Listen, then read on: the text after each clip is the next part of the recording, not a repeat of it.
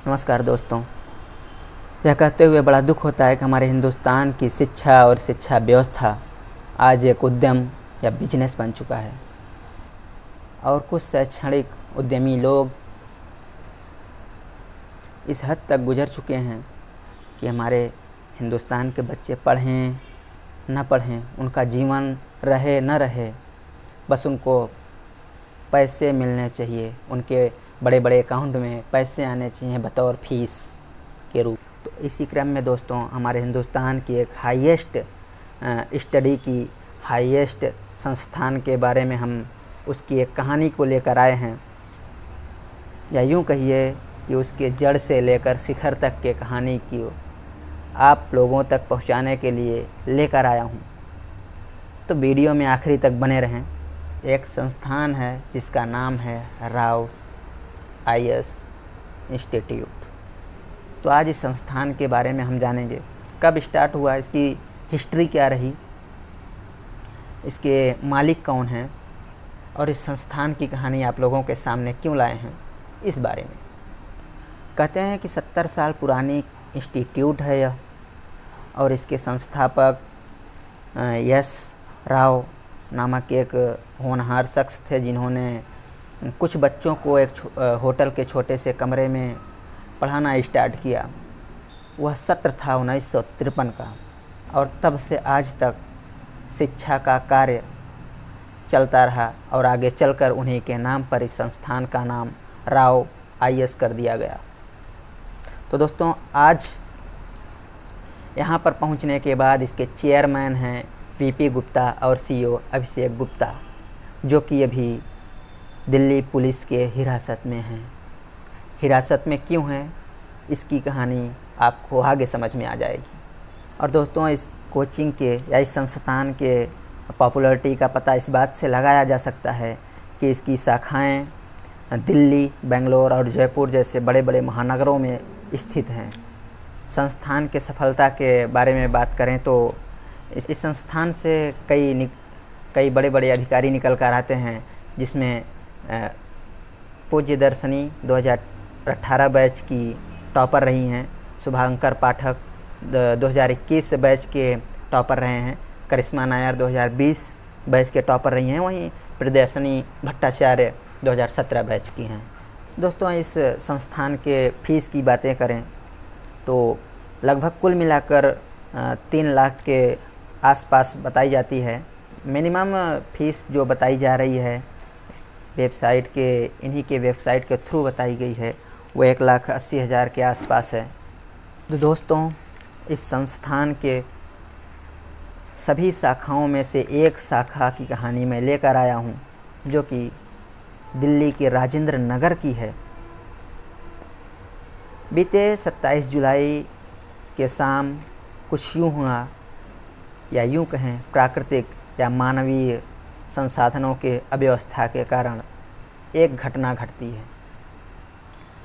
हुआ यूँ कि घनघोर बारिश हुई और सड़कों के सीवर ब्लॉक हो गए, और इस कोचिंग के अंदर लगभग 35 से 40 बच्चे पढ़ रहे थे, जो कि इस कोचिंग के बिल्डिंग के अंडरग्राउंड, जो कि यह बिल्डिंग अंडरग्राउंड थी, उस संस्थान के बिल्डिंग के बारे में थोड़ी सी जानकारी देता हूँ।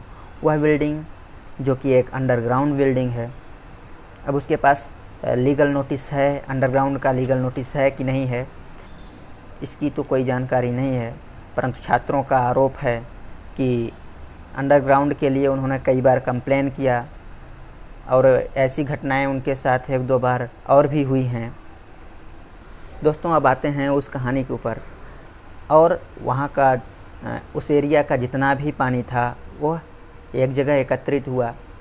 लगभग 4 से 5 फीट पानी इकट्ठा हो गया, और वह पानी जैसा कि बताया बिल्डिंग के नीचे जो है एक अंडरग्राउंड लाइब्रेरी थी जिसमें 35 से 37 बच्चे पढ़ रहे थे, उसके अंदर पानी प्रवेश करने लगा, जैसा कि इस वीडियो में आप लोग देख रहे हैं। इसके बाद हुआ यूँ, अचानक से एक थार गाड़ी आई और पानी के झटके से गेट टूट गया।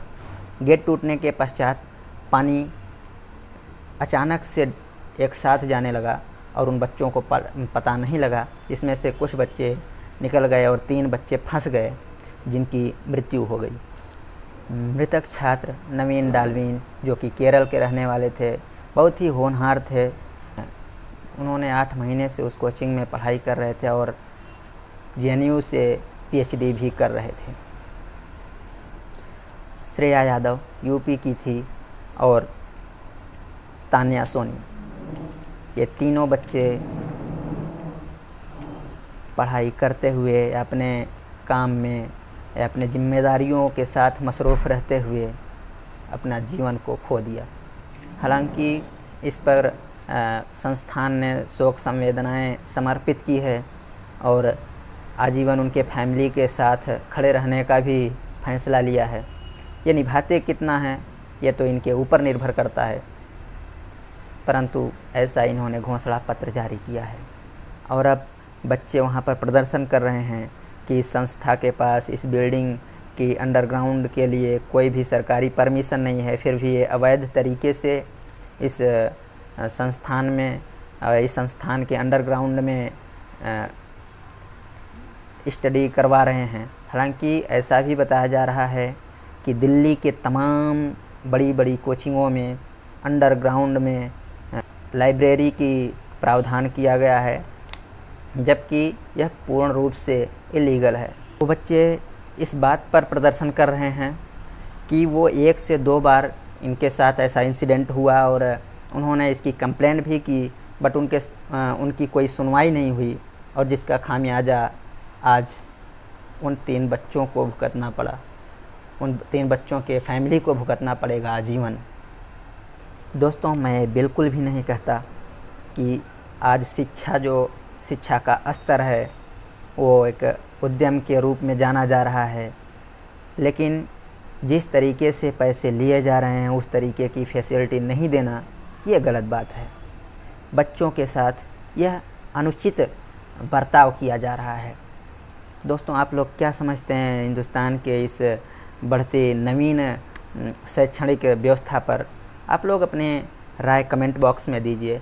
यदि वीडियो अच्छा लगा तो अपने दोस्तों के साथ शेयर करें और लाइक सब्सक्राइब ज़रूर करें। तो आप देख रहे थे AW पॉइंट और मेरा नाम है कुलदीप। मिलते हैं कुछ ऐसी ही वीडियोज़ के साथ, तब तक चैनल पर बने रहें। थैंक यू, धन्यवाद।